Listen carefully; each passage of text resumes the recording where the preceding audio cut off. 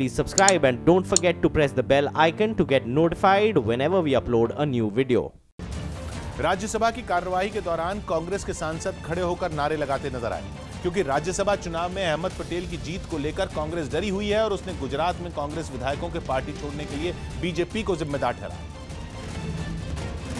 और इसीलिए कांग्रेस सांसदों ने राज्यसभा में जमकर हंगामा और नारेबाजी की।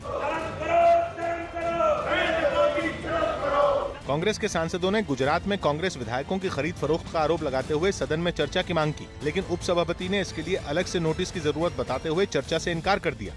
इसके बाद कांग्रेस के सांसद अपनी सीट से उठकर वेल में आ गए और जमकर नारेबाजी करने लगे, जबकि बीजेपी ने पलटवार करते हुए कांग्रेस से पूछा कि गुजरात में बाढ़ आई है तो उसके विधायक बेंगलुरु के रिजॉर्ट में क्यों हैं?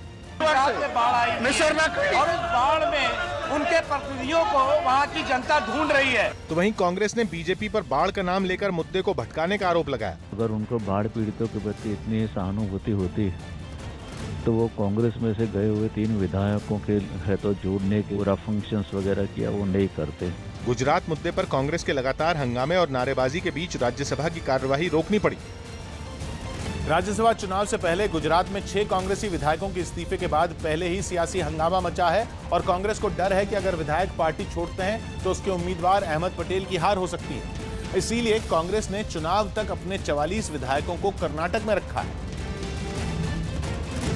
और इसीलिए कर्नाटक के एलिंगटन रिजॉर्ट में कांग्रेस विधायक पिछले 3 दिन से एक साथ हैं। सूत्रों के मुताबिक विधायकों को रिजॉर्ट से बाहर जाने नहीं दिया जा रहा।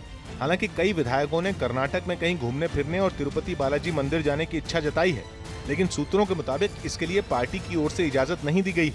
इस बीच रिजॉर्ट में ही कांग्रेस विधायक कामिनी बेन के बेटे का जन्मदिन मनाया गया और इसमें गुजरात कांग्रेस के बड़े नेता भी शामिल हुए। इसके अलावा विधायकों को एकजुट रखने के लिए नेताओं ने भाषण भी दिया। गुजरात की विधायक कामिनी बेन के बेटे का जन्मदिन है और उसी जन्मदिन को मनाने के लिए तैयारियां यहां पर शुरू हो चुकी। दूसरी ओर कर्नाटक यूथ कांग्रेस के कार्यकर्ताओं ने बीजेपी के खिलाफ विरोध प्रदर्शन किया और बीजेपी पर विधायकों की खरीद फरोख्त का आरोप लगाते हुए नारेबाजी की। और हमारा एमएलए के लिए खरीद के लिए 15 करोड़ का आमिष लगा है गुजरात में। कांग्रेस के मुताबिक सभी विधायक अपनी मर्जी से बेंगलुरु के रिजॉर्ट में ठहरे हुए हैं और पार्टी की ओर से उनकी सुविधा का ख्याल रखा जा रहा है। बीजेपी ने कांग्रेस से आए एक विधायक को राज्यसभा चुनाव में उतारकर अहमद पटेल के लिए मुश्किल बढ़ा दी है और संकेत यह है कि गुजरात में वाघेला गुट के कई विधायक चुनाव से पहले कांग्रेस छोड़ सकते हैं। इसीलिए कांग्रेस किसी तरह अपने विधायकों को एकजुट रखने में जुटी है और इसीलिए कांग्रेस बीजेपी पर पार्टी तोड़ने का आरोप लगा रही है। कांग्रेस को डर है कि अगर कुछ और विधायकों ने इस्तीफा दे दिया तो अहमद पटेल को जीत के लिए जरूरी 47 वोट नहीं मिल पाएंगे। इसीलिए कांग्रेस बीजेपी पर अपने विधायकों को डराने धमकाने का आरोप लगा रही है। वहाँ के एमएलए को डराना धमकाना, केसेस डालने की भी कोशिश वो लोग कर रहे थे, जबकि बीजेपी अध्यक्ष ने पलटवार करते हुए विधायकों की खरीद फरोख्त के आरोप से इनकार किया।